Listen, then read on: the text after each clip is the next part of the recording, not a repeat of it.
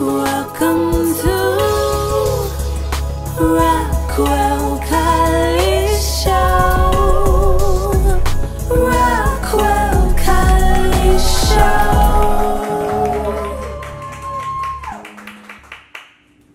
Welcome to the Rocquel Calist Show.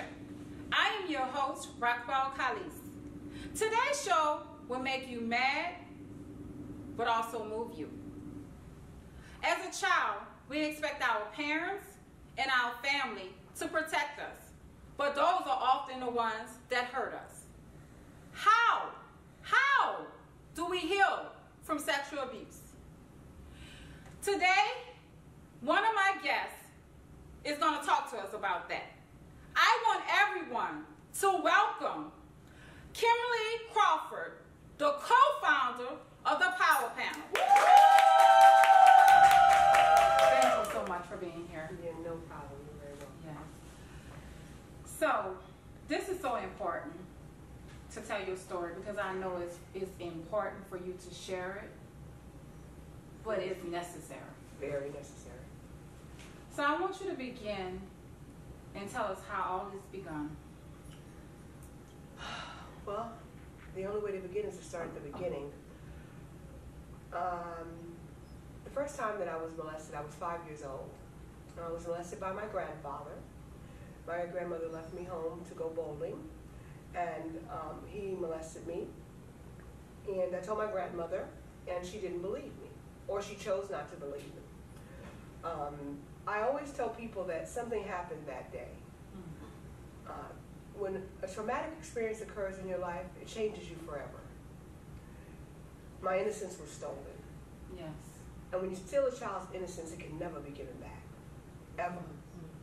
I was molested again when I was 9 years old by my mother's boyfriend. And at that point in your life, you start to get confused. Yes. You don't know whether you like it or not, whether it's supposed to be happening to you. And again, your innocence is stolen. And the confusion sets in, so that time I didn't tell anybody.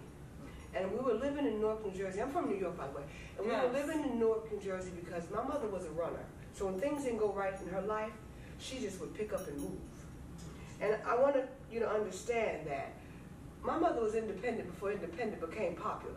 She worked on Wall Street, and she taught me that, Kimmy, you get your own. God bless the child that's got her own. So she would take me to see Nikki Giovanni and the Guggenheim and the Museum of Natural History, but none of that mattered to me because I was nasty, and I was dirty inside. And nobody could know what happened to me or what was happening to me at home. And I grew up in an African-American family, and you don't tell people what goes on inside your house. You keep all that trash inside. So I hid behind my grades. I hid behind the spelling bees and the good, I went to a parochial school because at that time in New York, they would come around and they would say, her test scores are good, so we're going to bus and train her out to East New York, and we're going to send her to St. Peter's. And so I would go out there, and these sisters would have us doing Hail Marys, and I didn't understand what was going on at home. You were so broken inside. You wanted, it was like it was camouflaging all of the hurt, by just making good grades. But you was destroyed, and that's why it's so important to talk about how do you heal? How do you heal from sexual abuse?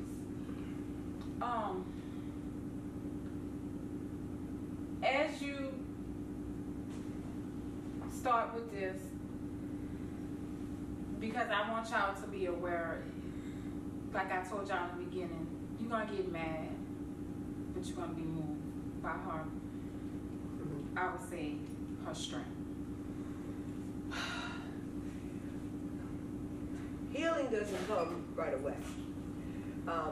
Because when I was 11, I was raped, and I became pregnant. And I didn't know that I was pregnant. I thought I was sick. And they took me to the hospital, and nobody talked to me when they figured I was pregnant. They just dropped me off at an abortion clinic. I woke up and they pulled 2 tampons out of me, and they took me to this restaurant, and we all ate hamburgers. Nobody discussed it with me. At that time, I was really broken, and I just lived a life of thinking that I would never become anything. When I was a little girl, I wanted to be the president. By the time that I was 11, I just wanted to be normal. I just wanted to be like every other little girl. When I was 15, I was raped in the back of an 18-wheeler by my own brother. And I just wanted to know why the two cousins in front were not doing anything about it. Why they didn't say anything. Why they weren't helping me. Why nobody stopped people from taking what was mine. So I had so much taken away from me that I just started taking from the world. And that's how I became an addict and alcoholic. And the healing didn't start until I became a part of recovery.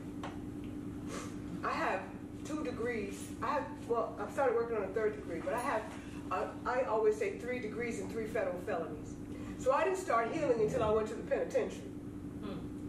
When I went to the federal penitentiary, I got closer to God. The healing starts when you begin a spiritual connection. Yes. Amen. Yes. So you have to find a power greater than yourself.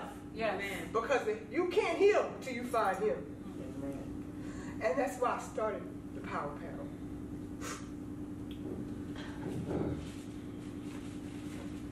So, yeah, this is hard because I know how hard this is for you. Your strength is just amazing, and I want us to get to the Power Panel because you're doing that is amazing. Y'all understand? That's the survivor of all kind of things. We need to clap. So starting a Power Panel, right? You know, because of what you've been through. Yes. You wanted to make a change. Definitely.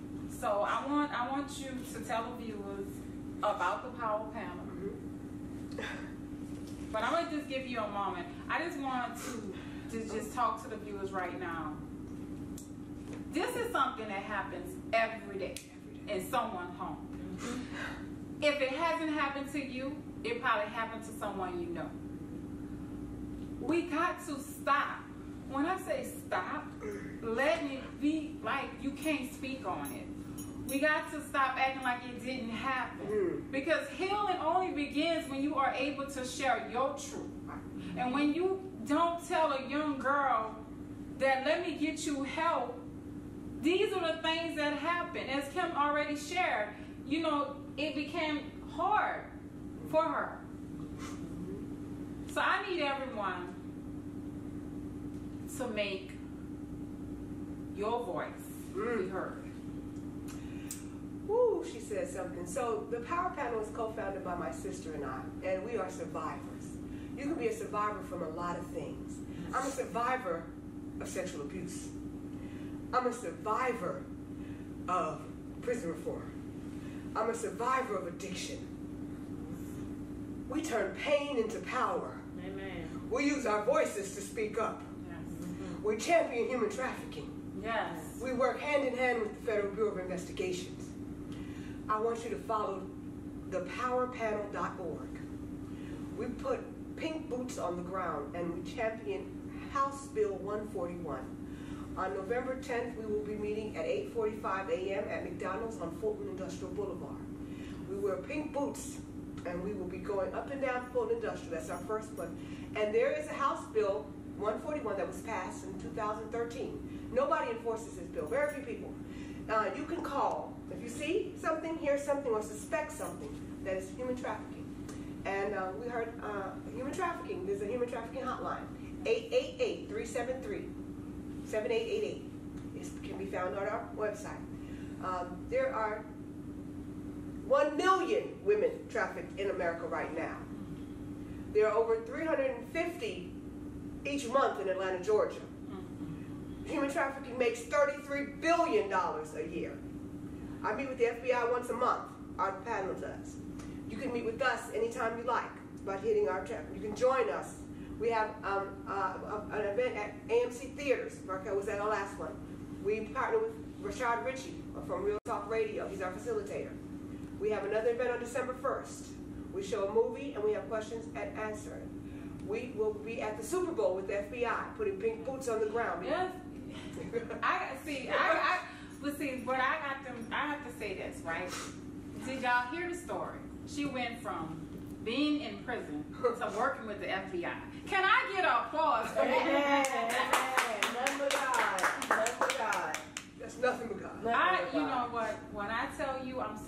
Thank you. You know, I'm so proud of you. You know, I've been knowing Kim. And the rest of the panel too. I'll give a shout out to my panel. We gotta talk about everybody that's there, but right now, I'm proud of you. We thank you. Yes, I'm proud of you. This is something. Before, I have one question for you. Right. You know, the topic is, how do you heal from sexual abuse? And we know, I heard you say it was only by God. That's it. But what I want you to also share is, how did you get to that with God? I didn't get arrested, I got rescued. And I found a high power greater than myself. So you have to dig. Everything you need to succeed is already inside. Amen. You just got to dig deep and find it. Psalm 23, Psalm 91.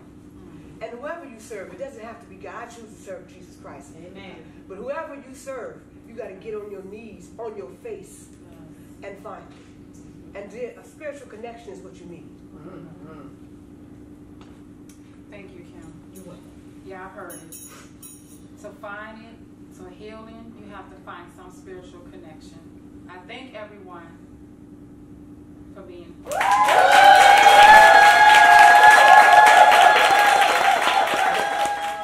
My next guest is a wife, a mother.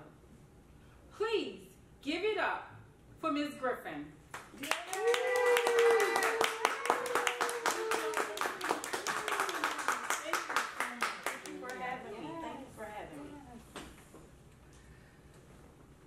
Thank you for being our voice. I know this is important for you. It's important because you want to be able to help others. So I want you to just begin to tell us your story. Well, I'm going to be honest at first. I've always wanted to give my truth, but I've always been scared of what people would think of me if they knew my truth, or what they would think of the person who did it to me. He was a very important guy, leader of the drum corps of the whole world, to be honest. Everybody loved him. He was so great, so I just didn't want to ruin his reputation. I was about 7 when it first happened, and to be honest, it was my great-grandfather. He didn't do too much, but just enough to mess with my soul even as we speak. And he's actually dead and gone. It happened several times over the years, several times over the years, to where I used to beg my mom not to let me go over, but she still let me go over for some strange reason, and it's like I just had to just let it be what it was. To be honest, my sister also went through the same thing, so it made me think that over the years he had to do it to multiple people, and it scares me to even think that he probably even did it to his own children.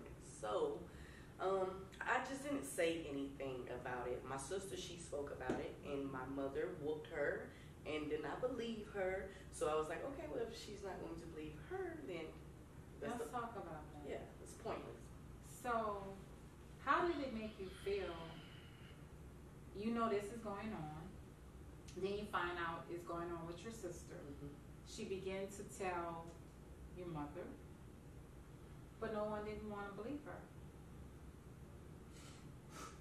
What did that do to you? Well, to be honest, I mean, I was very broken. I needed to protect my sister because she was the youngest. Yes. I knew that it was happening because it was happening to me. So we're gonna sleep together. You know, I try to keep her away from it. And there was another incident also, you know, where someone actually did stand up, and it went through court and everything, and it was thrown out because nobody would stand up for us. You know, nobody would stand up for us. I could go on and say years later, I found out as I was grown that my mom knew about it. She knew about it because he did it to her. Wow. You know. Yes. So, and later on in life, it happened to me again with my mother's boyfriend. That I told my mom, she did something about it at that time. She put him out, remember it like it was yesterday. I'll never forget it. I'll never forget it. Congratulations. Yes. Good, you know, was that the break-in?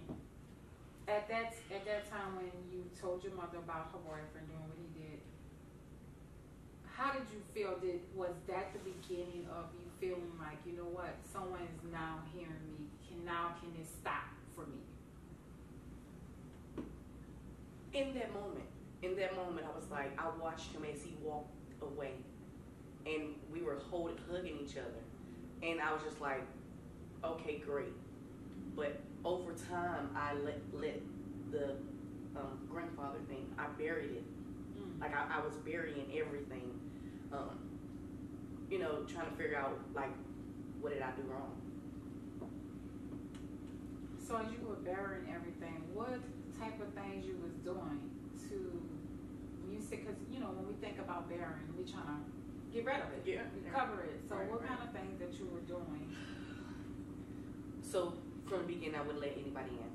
I would shut everybody out. I would let them know from the beginning, you don't want this, you know, I won't be good enough for you, basically.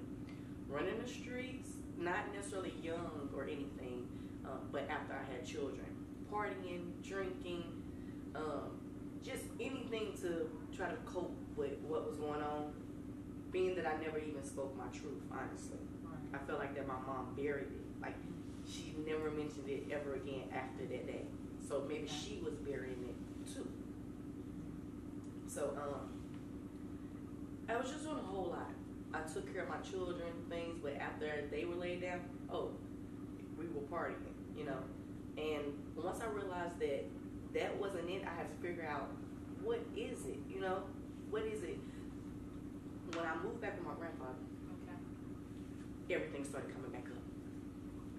It's like I hid it, and then when I was there, it's like something clicked, and I was like, this is it. Yeah. This is what happened, you know? This is what happened.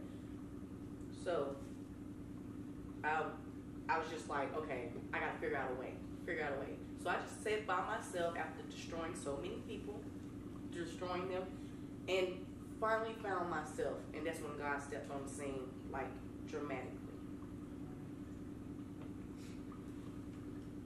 Stay tuned. We'll be right back.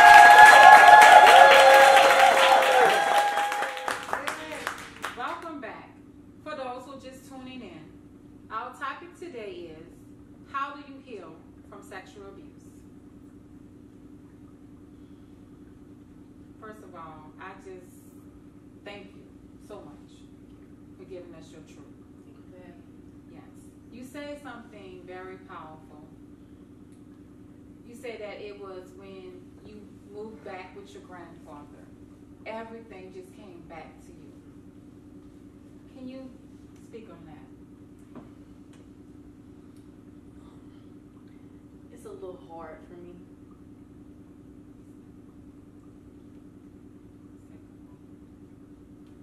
Because I'm just now able to speak out at 33. So I kept it in forever, seems like. But I literally fought through the tears. And the tears that I have now, they're like joy, because I made it. So I went through a lot. I really went through a lot. And I put people through a lot. But it brought me here, you know, to where I finally was able to sit still for those 2 years, try to work on my life, get myself together, not focus on my well, I focus on my children, but not focus on another person. Let me say this to you. It was okay for you now to be selfish, to say, I need to focus on me, because you said that you had to, you did a lot of things. You hurt a lot of people because of all the things that you was going through. So it's okay to, take that time, because for you to be able to be the best mother, the best wife, you got to be the best you. You're definitely right about that. You're right about that. So, God was able to speak to me, once I sat still. I mean, clearer than I ever heard. And y'all would have thought I was crazy, because I'm looking around like, wait a minute. I know I'm in the room by myself. I know that. And he's like, no, this testimony was for you. You thought it was for your marriage, but it was for you. And I just would reveal everything in me that was broken. And not only because of this, but several things, resentment. I had resentment. Yes. I thought that why wouldn't you save me? Right. Why and would speaking of save me as in save me from being hurt, save me from being touched, save me. It like as your child, as your grandchild, you like save me, Right. But I had to save myself. And I'm just thankful that God didn't give up on me, and that He is not like man. Okay, so I know unconditional love now, and He taught me how to be a better parent, a better mother, a better child, a better wife.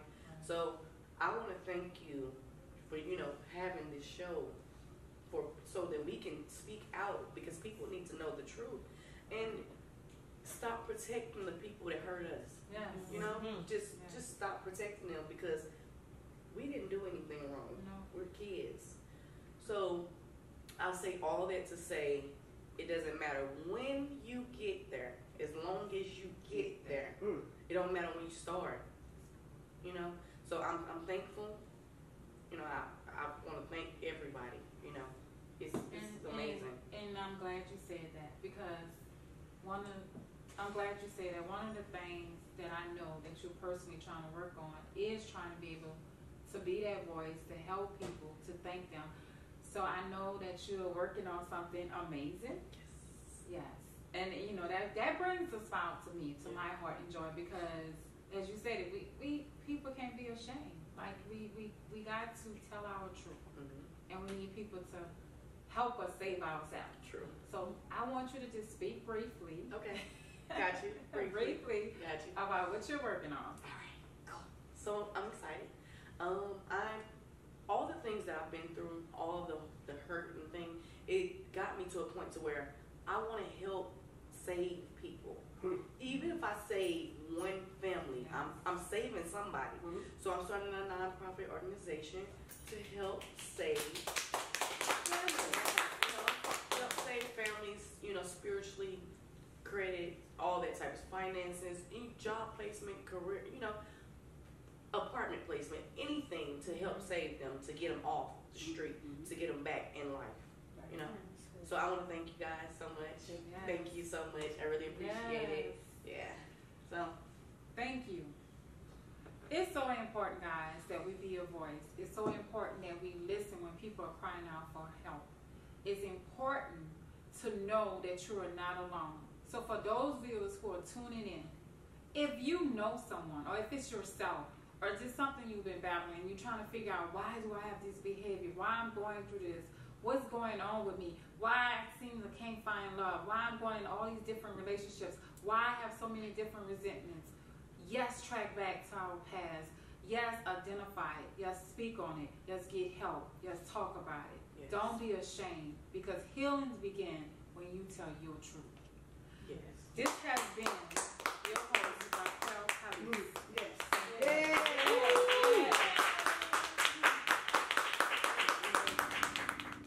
This is the segment where we get to spotlight our artists. Yes, give it up for Miss Calist Lovechild.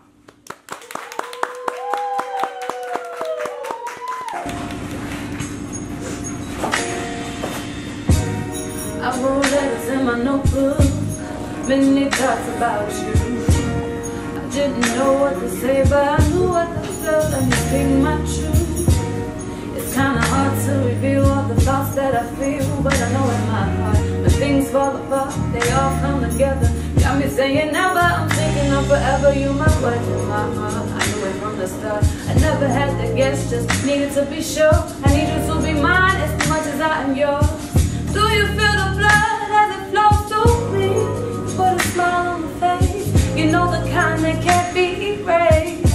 You take me out my comfort zone, and you're the only one I want, so that's all you need to know. Life has given me you, but you see right through me. You take me out of my comfort zone. You take me out of my comfort zone. Life has given me you, but you see right through me. You take me out of my comfort zone. You take me out of my comfort zone. I've read every letter written in your mental notebook, and I know it wasn't easy to share, but I still felt you, and I still held you inside of my heart. Even when this thing got